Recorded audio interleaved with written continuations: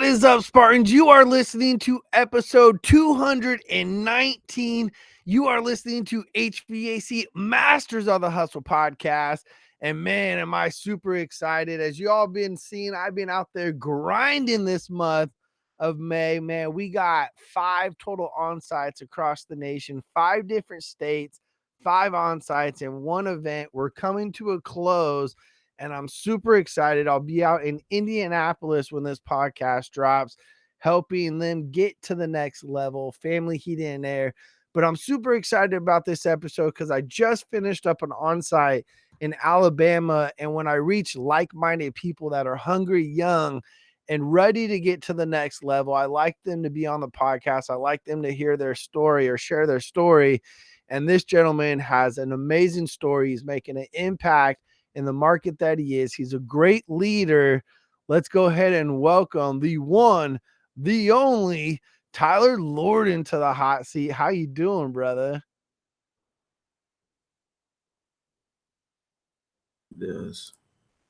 What's up, man? How you doing? How you doing, brother?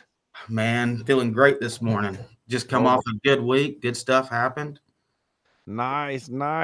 So tell my listeners a little bit about yourself. How did you get introduced into this crazy industry that we call HVAC?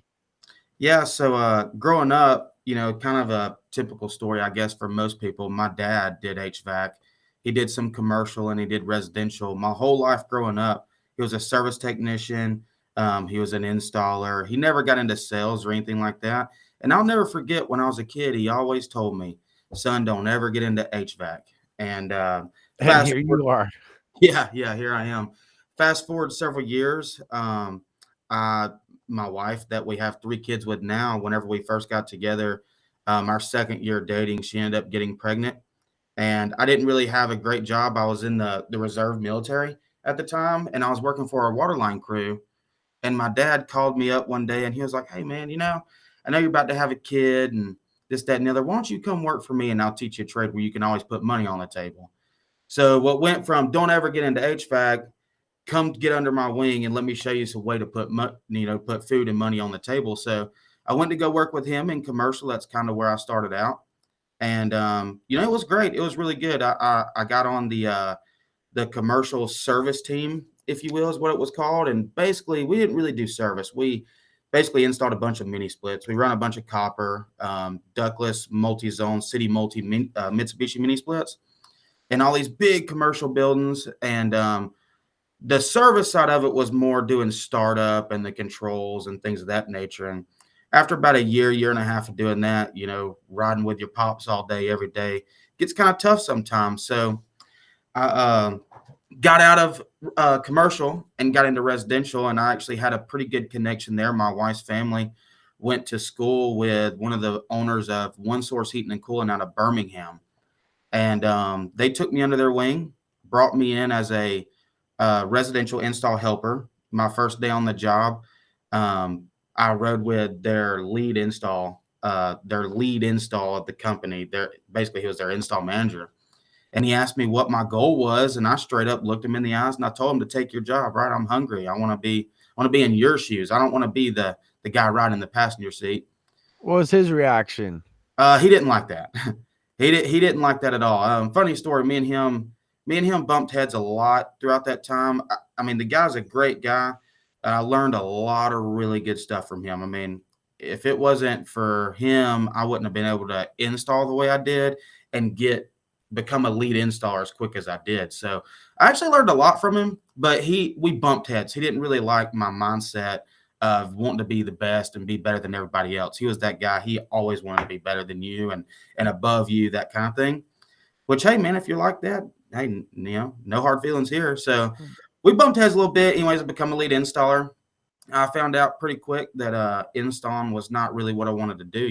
Every time I come into the office and I see these service techs talking about how much money they're making and everybody high-fiving them for selling indoor air quality and this, that, and the other, I was like, I want to be that guy. Installers not really getting any pat on the back or anything like that. So I become a service tech. When I first become a service tech, man, it was kind of tough because service and install are 2 completely different things. And my first month as a service tech, it was rough. I misdiagnosed some things and I reached out for help. And that's when I learned what being coachable is. And I really took that to heart and let people coach me. And then next thing you know, man, it all just kind of fell into place. And I was without selling equipment, no equipment sales whatsoever. I mean, I was probably doing anywhere from 800 to 1.2 million just as a strictly service tech, only in service with indoor air quality and things of that nature, big repairs. And then I kind of got into, they started letting me sell equipment. So I became a selling tech, did well over $1 million as a selling tech.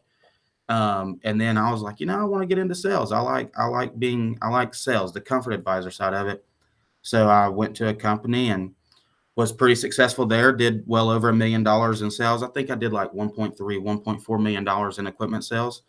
And then my biggest passion has always been helping others, training guys. And as you know, Ian, one of our comfort advisors here, when I was a service tech, I actually taught Ian. He rode in my truck for 7-8 months, and I really kind of gave him his wings, if you will. I guess I kind of sparked that fire in his soul of, hey man, this is how much money you can make, and this is a good process to do about it. So I can't hear you.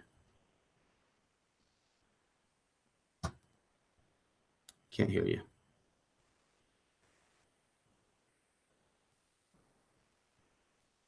Nope. Nope.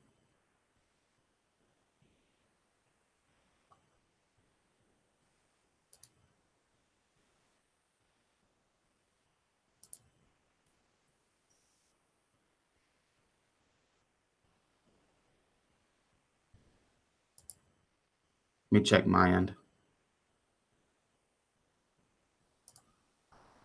I haven't done anything on my end.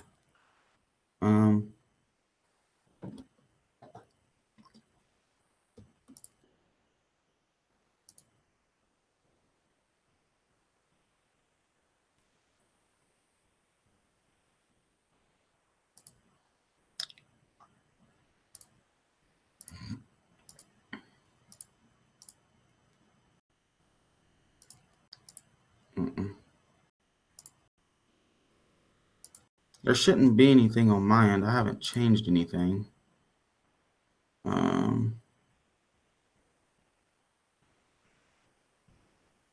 Check one. Check. Got you. It's working. Yep, I got you. All right. Sorry about that. Oh, you're good. I'm not saying I know I didn't do anything on my end. All right. So see, that's why I edit shit. Won't even know. Won't even know. That's right. All right, let me hide this one real quick.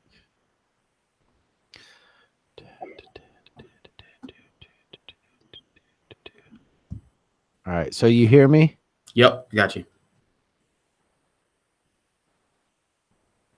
Can't hear you now. Got it. I know the issue. All right. So so you're sitting in a truck, you're learning all this information, you're gathering, working with Ian, showing Ian what's possible, taking this young cat under your wing. Talk about that as a coach, as a mentor, the importance of watching this guy grow by the teachings of what you were giving him. Yeah, so basically it really kind of started there's a defining moment for me. And there was this man at One Source Heating and Cooling. His name is Gary Daly. He's an awesome guy, awesome comfort advisor, salesperson. And he called me up one day. He's like, hey, man, I'm going to meet you on this call and I'm going to show you something. I was like, all right, cool. So he pulls up and he's like, I'm going to take lead on this. Just pay attention to what I'm doing. So he did this process, and when he ended up happily involving a client with like $3,500 worth of stuff. Surge protection, pan strips, indoor air quality, all these different things on a maintenance call. And the system was like 2 or 3 years old. And whenever we got done, I was like, dude, that was awesome. He was like, hey, man, listen, I'm going to tell you this. If you do exactly what I just did on every single call, no matter what it is, you'll be amazed at how much money you produce and how much money you can make for yourself. So me taking that in, being coachable, I really, really nailed down on that process. and kind of fine-tuned it to what worked for me and my personality, because everyone's a little bit different. Yeah.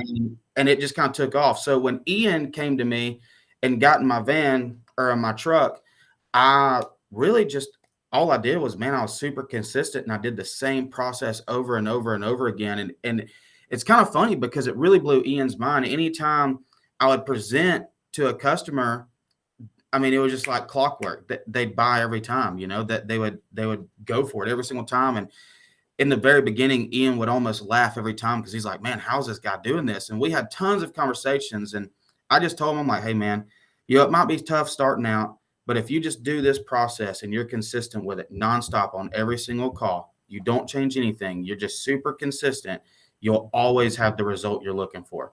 And it just kind of took off from there. And he's really good at it. I mean, he's going to be already better than I ever was. He's going for crown champion Spartan status with HVAC Masters of the Hustle. He wants a ring this year. He's hungry. He's hungry.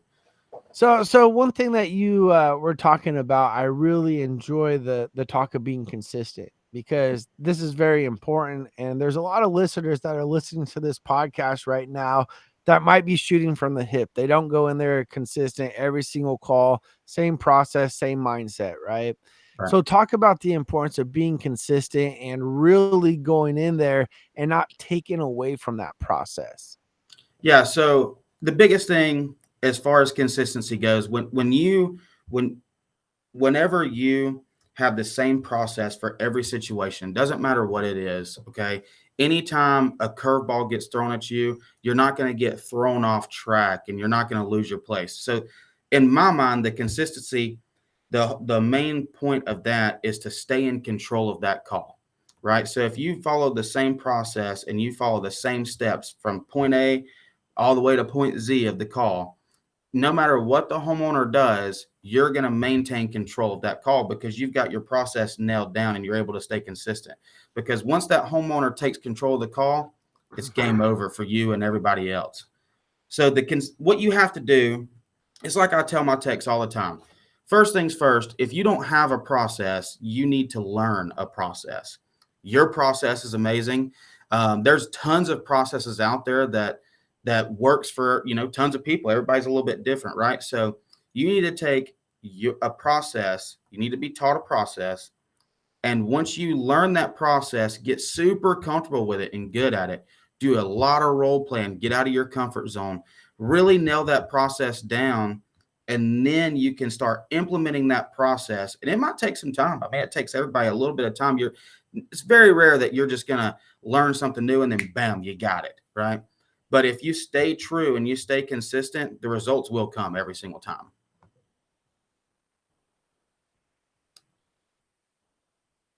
Lost you again.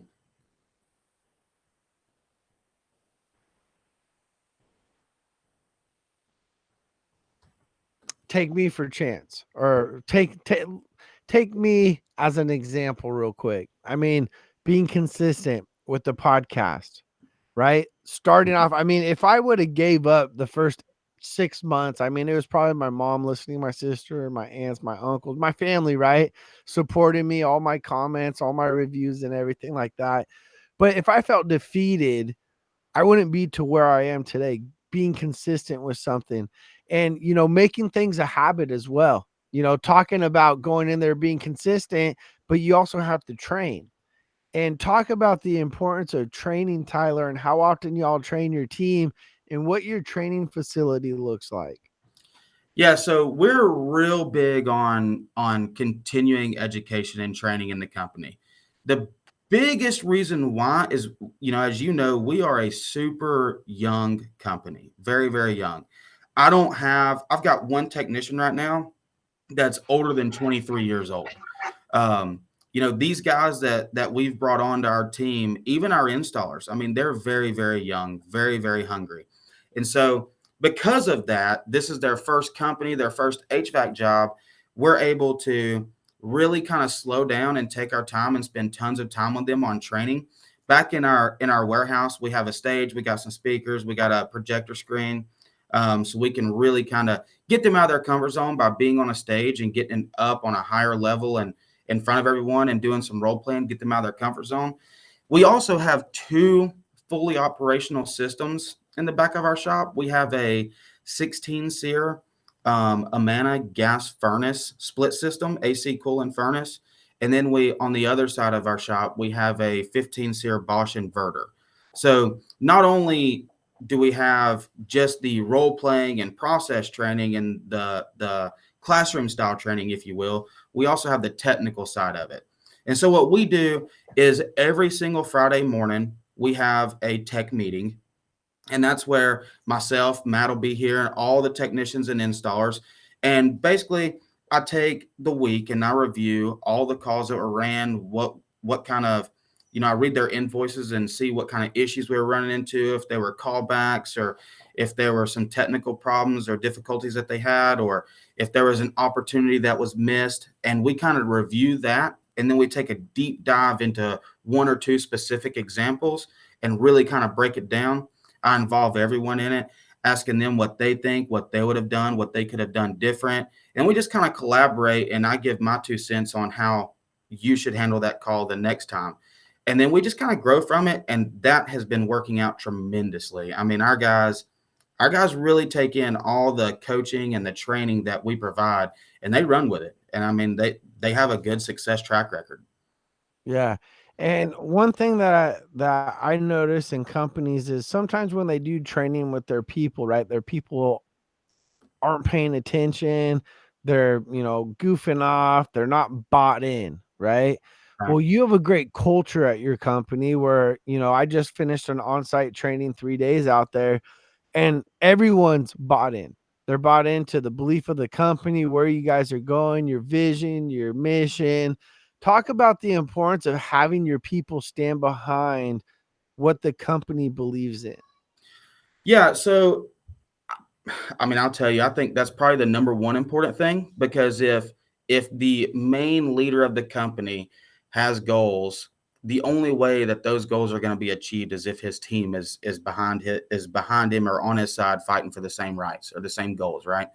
So what we've done is, the owner of the company, Mr. Matthew Hill, he's painted this picture, and it's not just for him. It's got everyone in the company involved, and he wants everyone to be successful and everyone's own goals and dreams. And so what we've done is we do the vision board thing. We take everybody and we bring them in one-on-one.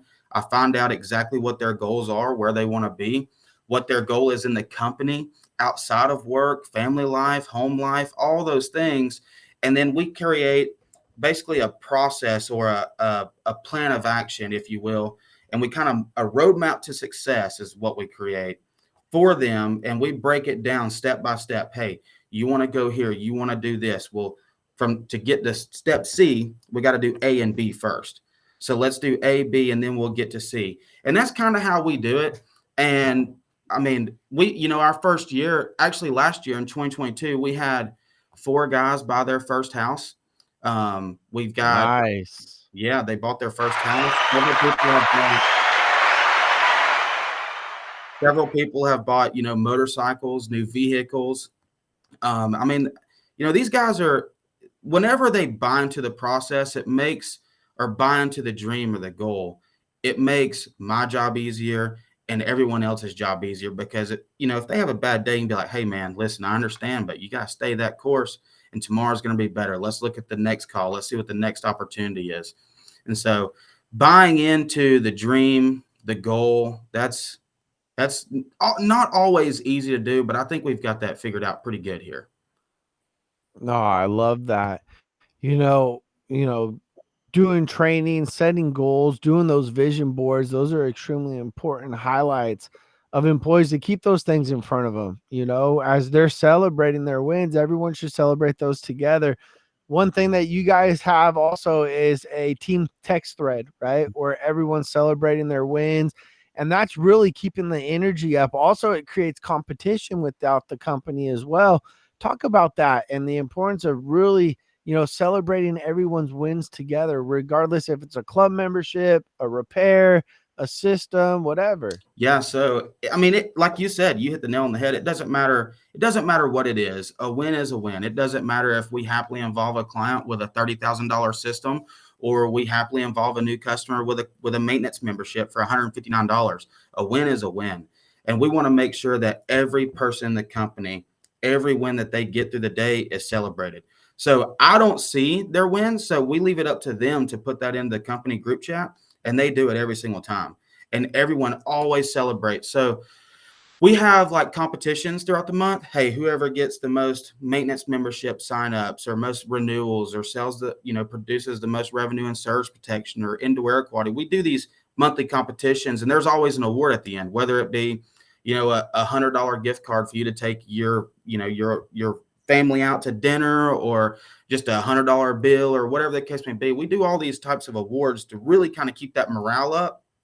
And that's the biggest thing for me, because me personally, if I'm a technician and I'm having a bad day and I see the company text thread going off like crazy, all these people celebrating these things, that's going to motivate me to get out of my slump and get in that text thread as well. I want to be celebrated. Who doesn't want a pat on the back all the time, all day, every day?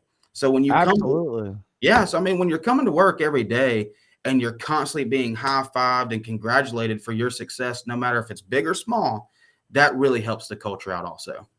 Yeah, and I mean, it doesn't not help the culture when you got a badass little training room. I mean, we'll talk about this real quick. When I do on-sites, a lot of business owners, oh, we got this training room, we got such, we got a great setup for you. And then all of a sudden I go in there, they don't have HDMI cords, they don't have you're in their kitchen of the company, in a small little room sometimes, or you're out in different weird situations I've been in. But you guys go, dude, we got this set up, we got a stage, we got lights, we got this. And I was like, okay. But then all of a sudden, for the Spartans listening, I come walking, it's 7:30 in the morning. I'm 2 hours behind schedule, California time, in Alabama, and I'm walking in and lights are turned off. Dun, dun, dun, right? You got your lights going boom, boom, lasers, boom, boom, boom, boom. All of a sudden, you got spinning lights up on stage. You got music going. I mean, that's the energy that you bring. That's what I like to see. When I walked in, I was just super pumped, super motivated. I go, this is it right here. This is what I like to see in a company, because everyone's having fun. And it's important to make sure that you have fun when you're at work, and you all have that type of culture there. But talk about that. There's too many people that are probably listening to my podcast right now that was dragging ass to get out of bed today to go to work because they don't like working for the company, or they had a bad day yesterday, right? But talk about the importance of having fun at work, enjoying what you're doing, Tyler, because I mean, you guys have a lot of fun there.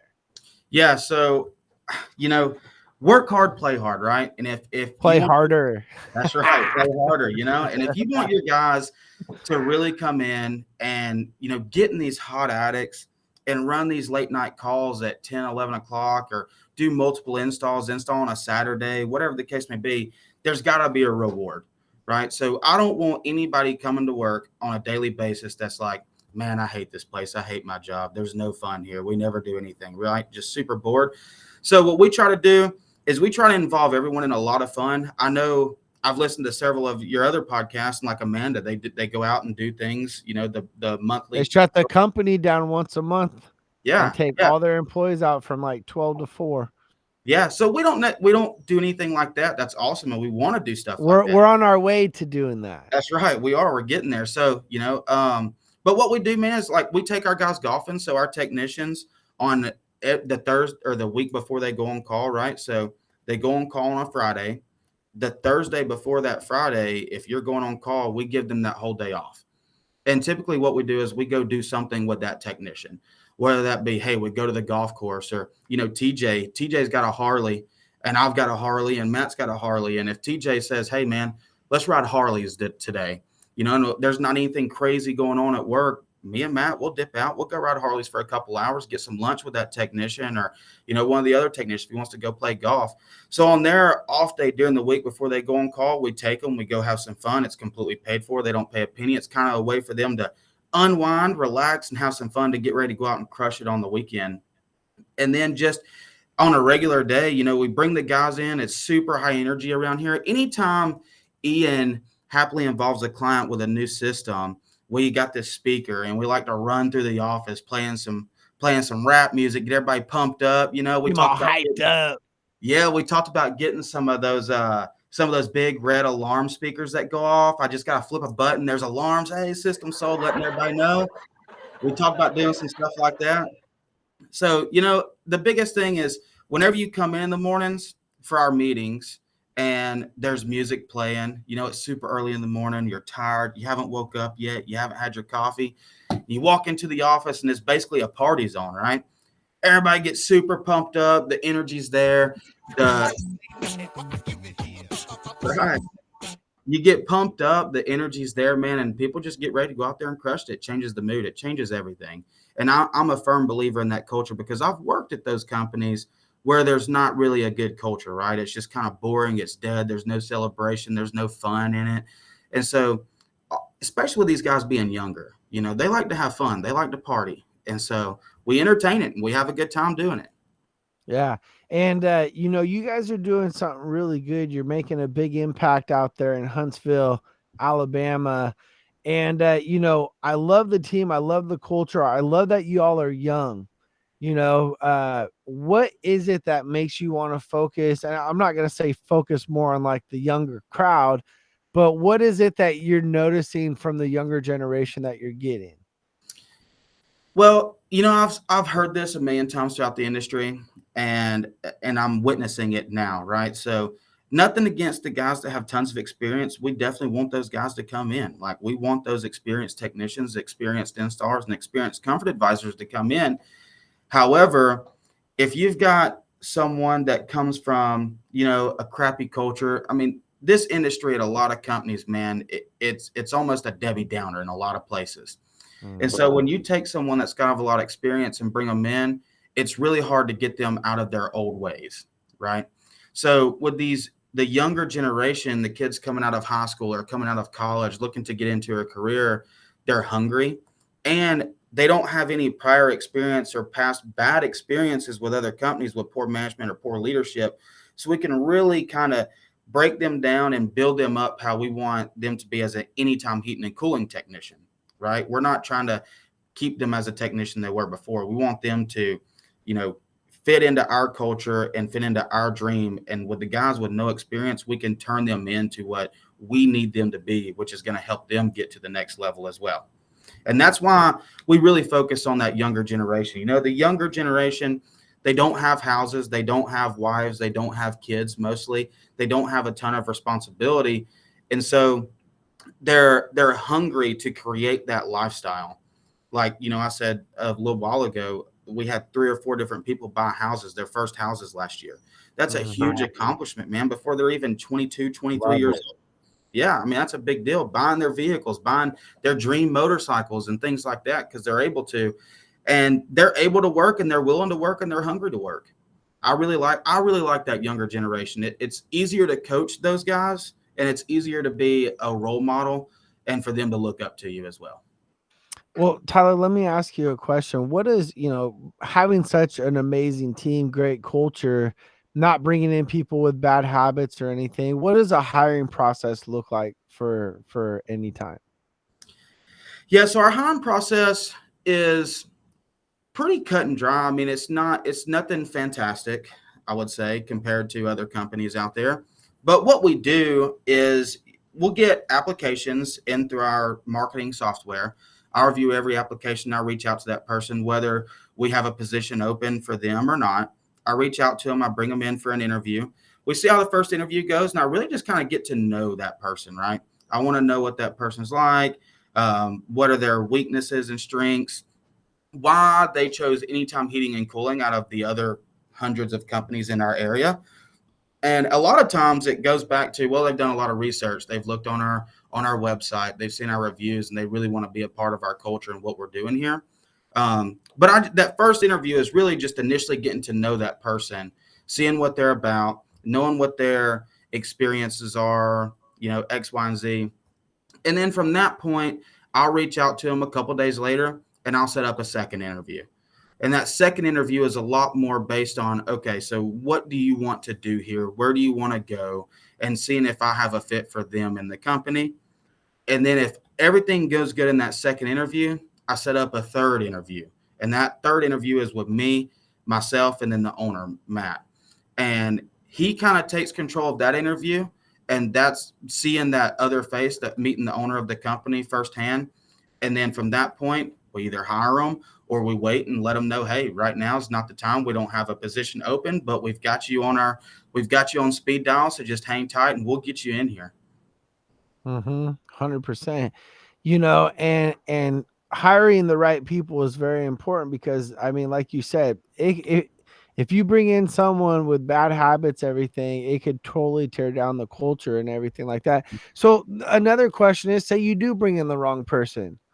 What does your process look like for coaching and, you know, write-ups? What does that look like? Yeah. So we've had, I'm going to say we've had that happen one time. One time we've brought in the wrong person. And when you've got the culture that we have and the processes that we have, they kind of weed themselves out pretty quick. So we're a firm believer. If I bring you onto the team, it's a commitment. We're not a normal company where we want to hire and fire. We want to hire you and we want to keep you. We don't want you to leave. We want you to stay here. We want to give you every opportunity that you have to overcome the issues that you're having. We want to work with you on it. We'll mentor you. We'll do whatever. And we've only had one person that was a real struggle bus. And it just didn't work out. And we tried everything we could. We did everything on our end. We gave this person multiple opportunities on his end to make things right. No call, no show. We never let him go. He never got fired. We continued to give him the opportunities and try and help him the best we can. And he basically kind of fired himself. He just turned all of his phones off and never showed up. So we had no choice but to go get his stuff. But that's really the only bad experience that we've had. Other than that, man, everybody that's come in has been great, and they're still here. Tyler, let me ask you a question. Where do you see yourself in the next 3 years? I mean, right now you're the service manager, you help running such a great organization, but what's Tyler going to be at any time in the next 3 years? So in the next 3 years, I'm seeing myself basically graduating from service manager now to general manager, if you will. I'm going to bring a manager up, and I've got my eyes on one. He's already here. I'm going to take care of him. I'm going to bring him up and fire myself from this position. I want to put someone better in this position. That way I can move up to the next level. And then I want to be able to help the managers under me do the same thing we're doing here, which is essentially what's happening right now, right? So I've got Matt, the owner, who's coaching me, and then he's going to basically fire himself from that position and bring me up to that position to do the same thing for the next managers. So in the next 3 years, I would say I see us being probably around a $15 million company, and then having an install manager, a sales manager, and a service manager under myself. And then I'll be coaching those managers and helping mentor them. Nice, nice. Love it. You know, training's really something that's really important with your team, investing, everything like that. You know, I was just out on site. Tell the listeners what type of value you got by having HVAC Masters of the Hustle on site with you and your team. All right. So first things first, big energy, a lot of energy come in, and which is huge for us because, you know, at times the energy does get down, and sometimes it's tough to bring that back up. You know, when we're looking at the numbers and things are down, you know, everybody kind of had a slow start this year on this side of the country. And when you're looking at those things are down, it's kind of tough to keep everybody pumped up when nobody's making any money and that kind of thing. So whenever you come in at the right time, man, I mean, the energy was up. You got that energy back up. Um, I mean, you doing the ride-alongs the way you did, the technicians were super pumped up about that because I've been to one of your events. The owner's been to one of your events. Several of our technicians have been to your events, and everybody talks about how awesome it is. So when word got out that you were coming around, immediately everybody's heads perked up. Everybody was excited, super pumped. They were kind of fighting over who's he going to ride with today? Who's he going to come out to today? So that was really, really cool. They were all super hungry to have you around and see what you can actually do because we talk about it and actually see it work in action at the customer's house. And I mean, man, everybody's still been talking about it. So it was really good. It was really, really good. Love it, love it. You know, one of the big things that I think is a big takeaway by having me on site isn't just the classroom training and the role playing and getting in the trenches, but really also the review side of it, right? So you usually have trainers out, they do ride-alongs, they send you a review maybe a week or two after the on-site, right? The energy's gone. As a owner or a manager, you want information quick, right? Mhm. And every day, pretty much by the end of the day, by the last call, y'all got different reviews by the different technician or comfort advisor that I was riding with. Talk about the powerfulness of that. Yeah, so that alone really and truly kind of blew my mind. That was not something I was prepared for because I've never worked with a trainer that kind of gives an after action report is what we call it in the military. It was really a breakdown of what you did for the day, the technician that you were with, how the call went, what you happily involved the client with on that call, and really kind of focused on what that technician could do different and what he really needs pinpointed focus on. Right. So that was really good feedback for me, to really kind of see that after action report and be able to break it down and really see what that technician needs the most help in. So because at the end of the day, when I'm looking at the numbers, I mean, our guys aren't doing bad at all. They're doing really, really good.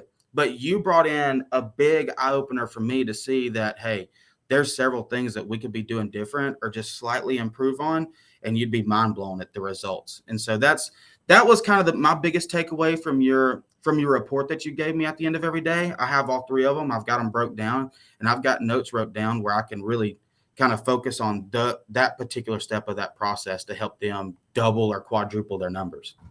Absolutely.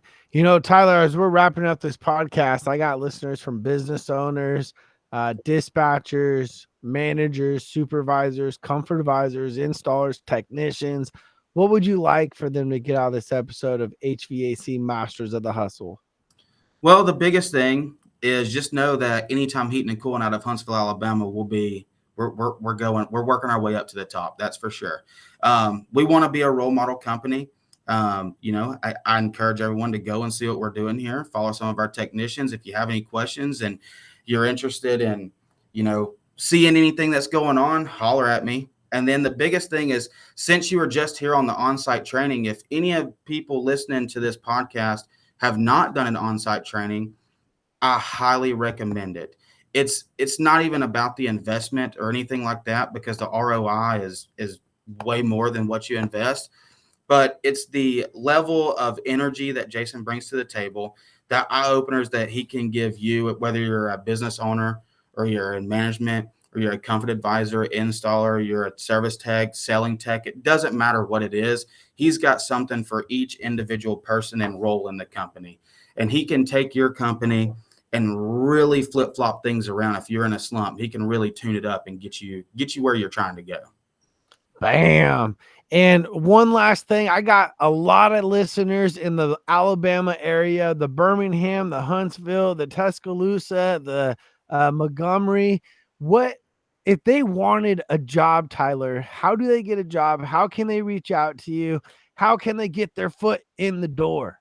Yeah, so if you're listening right now, I'm gonna give you my work number, and you can call Ooh. me, you can text me, whatever you need. So get a pen and paper and get ready to write this down. My So work, for all you Birmingham listeners out there, I know you're listening to this episode. Give Tyler a call. It's a great company. And plus, you get trained by J Dub. that's right. So my number is 256-361-3866. You can reach out to me anytime. Call me, text me, let me know who you are, who you work for. We'll set something up, man. Even if you just want to come up here and hang out and see what we're about for a day, to see if it's something you even might be interested in. Just let me know. I'll take you under the wing. We'll show you how Anytime does it up here in Huntsville. Let's go. Until next time. Thanks, Tyler. Thanks, Jason. Boom.